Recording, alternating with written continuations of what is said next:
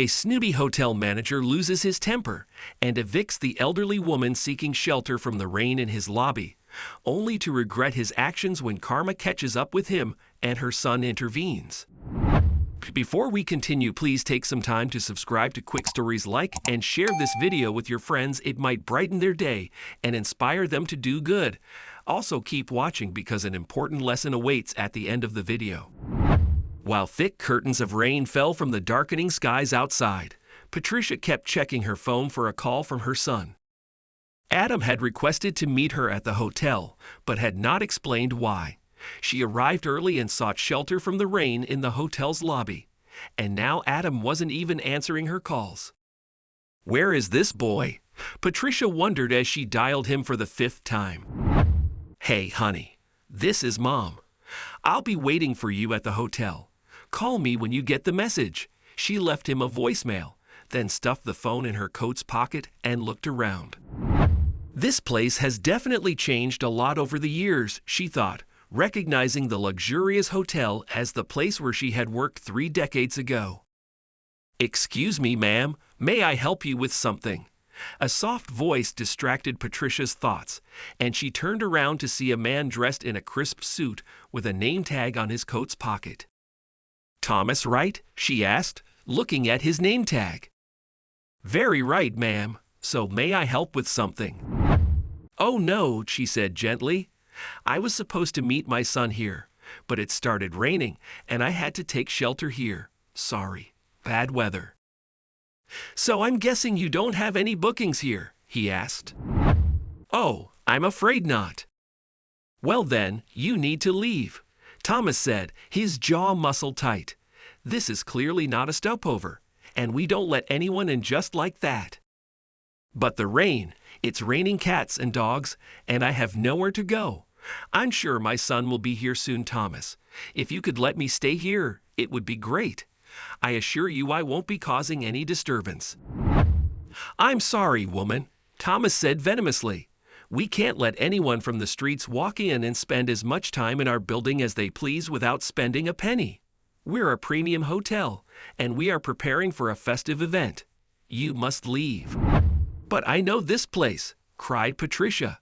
"I used to work here 35 years ago, and the owner was a kind man. I don't think we ever kicked anyone out like that. Karma is like a boomerang. It returns to the person who throws it.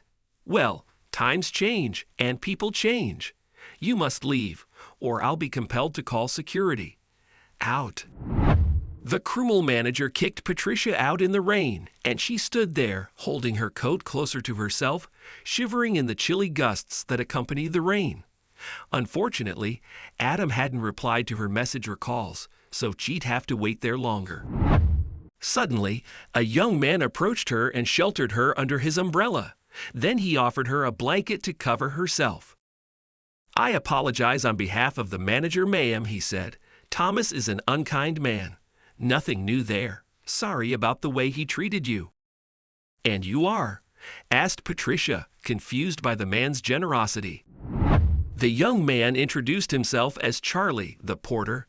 He said he had been working with Thomas for 3 years, and he knew how dishonest and cruel Thomas was. "He always gets away with it because he's been here for a while and knows his way around things. He is considered the best employee here. Can you believe that?" he told Patricia. "Well, thank you very much, Charlie. You should head back inside. I don't want to create any more problems for you." "Oh no, you didn't. I'm glad I could help you. I'll take a leave now." "Take care," Charlie said, preparing to leave. Right then, Adam arrived, and he saw Charlie and Patricia together. "Mom, what are you doing here?" Adam asked. "Why didn't you wait inside?" "Oh, I was inside, Adam, but the manager had a problem with it." "It's cold here, Mom. Let's go in, please." Patricia went inside with Adam and told him everything that had happened.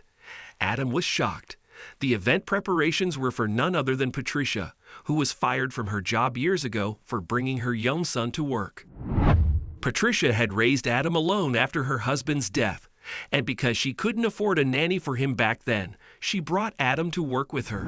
Patricia's manager humiliated her in front of the entire staff because she brought her son to work and fired her. At that moment, Adam had decided he would buy the hotel for his mother one day and welcome her proudly. Unfortunately, he had left his phone in the office, so he couldn't take Patricia's calls earlier. Thomas is the guy's name, right? Call him here right now, Adam ordered Charlie. Thomas appeared with a kind facade, as always, but Adam was not going to fall for it.